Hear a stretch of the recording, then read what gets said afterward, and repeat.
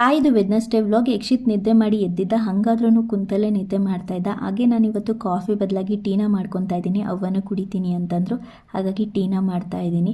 Tea ಎಲ್ಲ ಕುಡಿದು ಹಾಗೆ ಯಕ್ಷಿತ್ ಜೊತೆ ಸ್ವಲ್ಪ ಟೈಮ್ನ ಸ್ಪೆಂಡ್ ಮಾಡಿ, ಇನ್ನು ಇವತ್ತಿನ ಡಿನ್ನರ್ಗೆ ನಾನು ಲಾಸ್ಟ್ ಟೈಮು ಚಿದಕ್ಬೇಳೆಗಳನ್ನ ಒಣಗಿಸಿ ಇಟ್ಕೊಂಡಿದ್ನಲ್ಲ, ಅದರಲ್ಲೇ ಉಪ್ಸಾರನ್ನ ಮಾಡ್ಕೊತಾ ಇದ್ದೀನಿ. ತುಂಬಾ ಚೆನ್ನಾಗಿರುತ್ತೆ. ಸೇಮ್ ನಾವು ಹೇಗೆ ಅವರೆಕಾಳು ಉಪ್ಸಾರನ್ನ ಮಾಡ್ತೀವೋ ಅದೇ ರೀತಿಯಾಗಿ ಇದನ್ನು ಕೂಡ ಮಾಡೋದು.